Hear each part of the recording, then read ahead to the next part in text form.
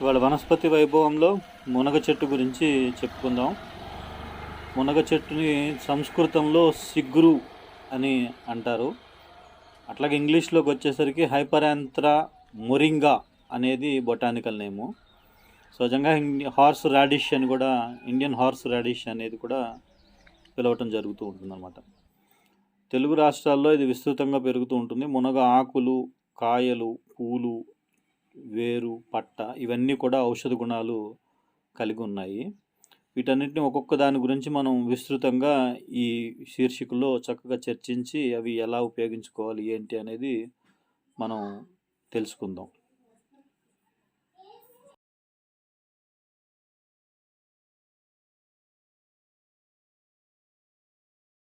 వనస్పతి వైభవంలో ఇవాళ మునగ చెట్టు గురించి చెప్తున్నాను. మునగ చెట్టు మన తెలుగు రాష్ట్రాల్లో తెలియని వాళ్ళు అంటూ ఉండరు. ఇది విస్తారంగా పెరుగుతూ ఉంటుందన్నమాట. ఈ మునగ చెట్టు ఎక్కువగా పురుగు పట్టే నైజం ఉండటం వల్ల మన ఇళ్లకు దగ్గరగా దీన్ని పెంచడానికి అంత ఇష్టపడరు. ఉద్యానవనాల్లో కానీ తోటల్లో ఇలా బాగా పెంచి వాటిని మనం వినియోగించుకుంటాం అనేది జరుగుతూ ఉంటుంది. ఈ మునగ చెట్టు యొక్క కాయలు మనం ఇలా ఉంటాయి. ఇవి లేత కాయలను తీసుకున్నాను. ఈ కాయలను మన ఆహారంలో వినియోగించడం అనేది ఎప్పటి నుంచో మనకి ఇదిగా ఉందన్నమాట. ఈ కాయలు ఎక్కువగా ఏంటంటే పీచు కలిగి ఉంటాయి కాబట్టి బాగా నవిలి ఈ కాయలను తినాల్సి ఉంటుంది. ఆ పీచు బాగా నవిలి తినటం వల్ల ఏంటంటే పేగుల్లో బాగా కదలికలు కలిగించడానికి, ఆహారాన్ని బాగా అరుగుదల చేయడానికి, అట్లాగే శారీరక శక్తిని పెంచడానికి బాగా ఉపయోగపడతాయి. అట్లాగే ఈ కాయల లోపల గుజ్జు విత్తనాలు బాగా శక్తిని కలిగింపజేసేవిగా ఉంటూ ఉంటాయి అన్నమాట. ఈ కాయలను మన చాలా విధాలుగా ఆహారంలో కూరగా, పప్పుగా ఇలా అనేక రకాలుగా దీన్ని వాడటం అనేది మనకి ఉంది. ఇప్పుడు ఏంటంటే ఈ మునగ ఆకును కూడా మనం చక్కగా ఆహారంలో వినియోగించవచ్చు. ఈ ఆకును కూడా తినదగినది అని మనకి తెలుస్తుంది. లేత మునగ ఆకులను తీసుకొని లేత మునగ ఆకులు ఇట్లా ఉంటాయి. ఈ లేత మునగ ఆకును తీసుకొని మనం పప్పు కూరగా కానీ లేకపోతే పొడి కూరగా కానీ ఎలా అయినా సరే చక్కగా వండుకొని తినచ్చు. మంచి రుచి కలిగి ఉంటుంది. తినగలిగిన వాళ్లకు తినగలిగిన ఫలితాన్ని ఈ ఆకు అందిస్తుంది. ఎక్కువగా వాతంతో ఇబ్బంది పడేవాళ్ళు, వాతపు నొప్పులు కలిగి ఉన్నవాళ్ళు, శరీరంలో వాతంతో ఇబ్బంది పడే వాళ్ళకి ఈ ఆకుకూర చాలా విశేషంగా పనిచేస్తుంది. నొప్పులను బాగా తగ్గిస్తుంది, శారీరక శక్తిని పెంచుతుంది. అట్లాగే రక్తం బాగా తక్కువగా ఉన్న వాళ్ళల్లో కూడా రక్తాన్ని బాగా వృద్ధిపరచడానికి ఈ మునగ ఆకు బాగా పనిచేస్తుంది. మరీ ముఖ్యంగా ఏంటంటే పిల్లల్లో పుష్కలమైనటువంటి ఏ విటమిన్ కలిగి ఉంటుంది కాబట్టి పిల్లలకు కంటి చూపును బాగా మెరుగుపరచడానికి, నేత్ర సంబంధమైన వ్యాధులు బాగా తగ్గించడానికి బాగా పనిచేస్తుంది. మరి ముఖ్యంగా డయాబెటీస్ పేషెంట్స్కి ఈ ఆప్థమాలజీ ఇబ్బందులు చాలా ఎక్కువ ఉంటుంటాయి. ఆ ఇబ్బందులన్నింటినీ ఇది చక్కగా నివారించడానికి ఉపయోగపడుతుంది అన్నమాట.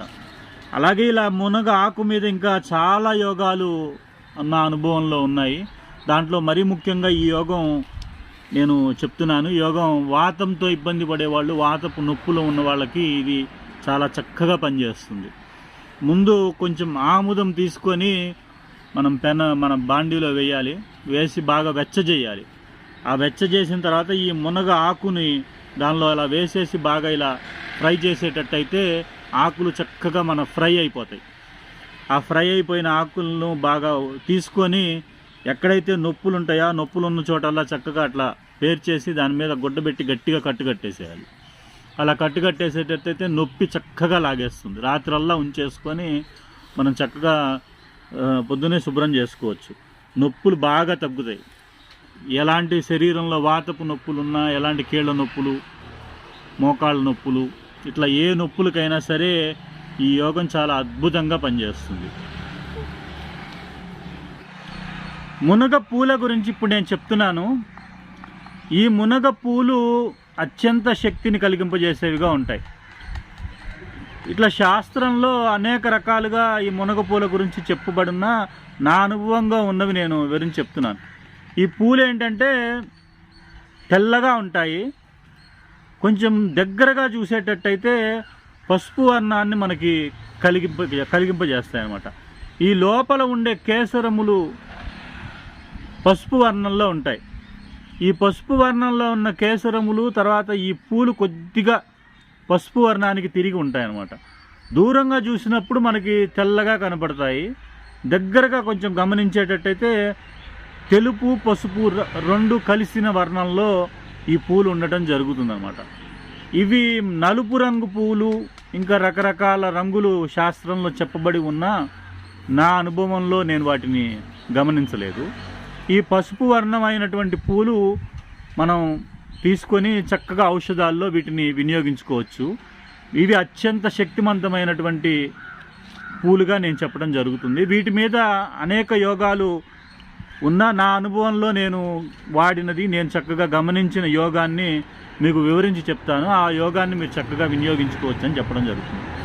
దీనికోసం ముందుగా మనం ఏం చేయాలి అంటే యాలక్కాయలు, దాల్చిన చెక్క, లవంగాలు, జాజికాయ, జాపత్రి, ఇలా ఈ 5 రకాల మూలికలు మనం ముందు తీసుకోవాలి.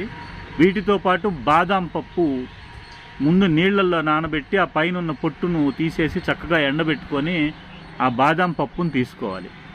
ఈ 5 మనం ఒక 100 గ్రాములు వచ్చేటట్టుగా తీసుకుంటే, 5 కలిపి ఒక 100 గ్రాములు వచ్చేటట్టుగా మనం తీసుకుంటే 100 గ్రాములు బాదాం పప్పు మనం తీసుకొని మిక్సీ పట్టుకొని ఆ రెండింటిని 200 గ్రాములు అయ్యేటట్టుగా తీసుకొని ఒక జార్లో పెట్టుకోవాలి. ముందు 5 సుగంధ ద్రవ్యాలు తీసి పొడి చేసుకోవాలి. బాదాం 100 గ్రాములు వచ్చేటట్టుగా పొడి చేసుకొని పెట్టుకోవాలి. 200 గ్రాములు అయిన పొడిని మొత్తం చక్కగా కలుపుకొని జార్లో పెట్టుకోవాలి. తర్వాత ఈ మునగ పూలను చక్కగా ఇలా ఈ లోపల ఈనెలు రాకోకుండా చక్కగా ఇలా పూల మటుకు వేరు చేసుకోవాలి. ఇలా చక్కగా ఈ పూలన్నీ తీసుకొని శుభ్రం చేసుకొని వాటిని ఒక 2 స్పూన్ల నుంచి 3 స్పూన్లు అన్ని పూలు అయ్యేటట్టుగా తీసుకొని పాలల్లో చక్కగా మరిగించాలి. ఆ పాలల్లో మరిగించి బాగా పాలల్లో మరిగిన పాలను తీసుకొని ఒక చెంచా ఇందాక చెప్పిన పొడి, ఒక చెంచా పంచదార, ఇవి చక్కగా కలుపుకొని ఆ పాలను ఉదయం సాయంత్రం కనుక తాగేటట్టయితే మంచి శక్తిని కలిగింపజేస్తుంది. మగవాళ్లలో మంచి వీర్యవృద్ధిని కలిగింపజేస్తుంది. పిల్లల ఎదుగుదలకు బాగుంటుంది. శారీరక శక్తిని కలిగిస్తుంది. నొప్పులన్నింటినీ బాగా తగ్గిస్తుంది. శారీరక బలాన్ని కలిగింపజేస్తుంది. వ్యాధుల్లో ఏంటంటే ఆ వ్యాధి వల్ల శరీరం నీరసించటము, శరీరానికి ఆ వ్యాధిని ఎదుర్కొనే శక్తి లేకపోవటం అయ్యి మనం ఇబ్బంది పడుతూ ఉంటారు. కనుక ఏ వ్యాధితో ఉన్నవాళ్ళు ఆ మందులు వాడుకుంటున్నా ఇది రసాయనంగా వినియోగించుకోవచ్చు, చక్కగా పనిచేస్తుంది. అట్లాగే ఈ మునగ పూలను తర్వాత మునగ పైన ఉన్న చెక్క, మునగ చెట్టు మొదల్లో పైన ఉండే చెక్కను తీసుకోవాలి, పై తాట, ఆ తాటను తీసుకొని చక్కగా ఎండబెట్టాలి. ఈ పూలను తీసుకొని ఎండబెట్టుకోవాలి. ఇవి 2 ఎండినటువంటి మునగ చెక్క, ఈ మునగ పూలు పొడి, ఇవి రెండింటిని పొడి చేసుకొని దాంట్లో కొంచెం ఇంగువ, జీలకర్ర కలిపి బాగా చక్కగా నూరి మాత్రలుగా చేసుకొని ఒక మాత్ర ఉదయం సాయంత్రం కనుక తినేటట్టయితే అరుగుదల సమస్యలన్నింటికీ ఇది అద్భుతంగా పనిచేస్తుంది. శరీరంలో జీర్ణక్రియను బాగా వృద్ధిపరుస్తుంది. చక్కని విరేచనాన్ని చేస్తుంది. ఆకలిని బాగా వృద్ధిపరిచి లోపల గ్యాస్ వల్ల ఇలాంటి ఇబ్బందులన్నింటినీ కూడా చక్కగా నివారించడానికి ఈ యోగం ఉపయోగపడుతుంది అన్నమాట. అట్లాగే మునగ చెట్టు బెరడును తీసుకొని ఆ మునగ చెట్టు బెరడు పై తాటను తీసుకొని ఎండబెట్టాలి. ఆ ఎండబెట్టిన మునగ చెట్టు తాట ఒక స్పూన్ తీసుకుంటే వాయు విడంగాలు అని చెప్పని మనకి దొరుకుతాయి. ఆ వాయు విడంగాలను కూడా మిక్సీ పట్టుకొని మెత్తగా పొడి చేసి ఆ వాయు విడంగాల పొడి ఒక 1/2 స్పూను, మునగ చెట్టు బెరడు చూర్ణం 1 స్పూను కలిపి తేనెతో కనుక తీసుకునేటట్టయితే క్రిమిరోగాలు బాగా నివారింపబడతాయి. లోపల క్రిముల వల్ల ఇబ్బందులు ఇవ్వటం, అనేక సమస్యలు, చిన్నపిల్లల్లో ఇంకా చాలా ఎక్కువ సమస్యలు ఉంటాయి. ఇలా వర్మ్ డిజార్డర్స్ అంటారు. వీటన్నిటినీ కూడా ఈ యోగం చక్కగా నివారిస్తుంది. ఇంకొకటి ఏంటంటే, మునగ చెట్టుకు లోపల నుంచి ద్రవం స్రవిస్తుంది. దాన్ని మునగ బంక అంటారు. చెట్టు మొదట్లో కనుక గంటు పెట్టేటైతే పైకి చక్కగా మన మామిడి చెట్టుకు కానీ ఇట్లా తుమ్మ చెట్టుకు కానీ వీటికి వచ్చినట్టుగానే ఒక బంక మనకు ఈ మునగ చెట్టులో కూడా వస్తుంది. దాన్ని మునగ బంక అంటారు. ఆ మునగ బంకను అలా ఈ అనేక యోగాల్లో కూడా దాన్ని వినియోగించుకోవచ్చు. నా అనుభవంలో ఒక 2 యోగాలు ఉన్నాయి. ఆ 2 యోగాలను మీకు వివరించి చెప్తాను. ఈ మునగ బంకను తీసుకొని కొంచెం పంచదారతో కలిపి తినేటట్టయితే శారీరక నొప్పులన్నింటినీ నివారించడానికి, వాత వ్యాధులన్నింటిలో కూడా ఈ యోగం చాలా అద్భుతంగా పనిచేస్తుంది. అట్లాగే వాత వ్యాధులలో ఉన్న వాళ్లకు ఈ మునగ బంకను కొంచెం తీసుకోవాలి. ఆ మునగ బంక, కొంచెం వాము, కొంచెం కర్పూరము, ఈ 4 తీసుకోవాలి. ఈ 4 కొబ్బరి నూనెలో బాగా చక్కగా మరిగించి, ఆ మరిగించినటువంటి కొబ్బరి నూనెను వడపోసుకొని ఒక జార్లో పెట్టుకోవాలి. ఎక్కడైతే నొప్పులు ఉన్నాయో అక్కడల్లా ఈ తైలాన్ని కనుక రాసేటట్టయితే వాత వ్యాధులన్నింటికీ ఇది చాలా అద్భుతమైన తైలంగా పనిచేస్తుంది. ఇట్లా మునగ చెట్టు గురించి మనం చూస్తూ ఉన్నటువంటిదే రోజు. దీనిలో అనేక ఔషధ విలువలు కలిగి ఉన్నాయి. మనం చూస్తున్న ఉన్న వృక్షాలలో అనేక వాటిల్లో ఇలాంటి ఔషధ విలువను మనం తెలుసుకొని వాటిని పరిరక్షించుకొని వాడుకునేటట్టయితే ఇవి మన మానవాళికి బాగా ఉపయోగపడతాయి అని చెప్పి నేను భావిస్తున్నాను. ఇక్కడితోటి మునగ చెట్టు గురించి పూర్తి చేస్తున్నాను. స్వస్తి.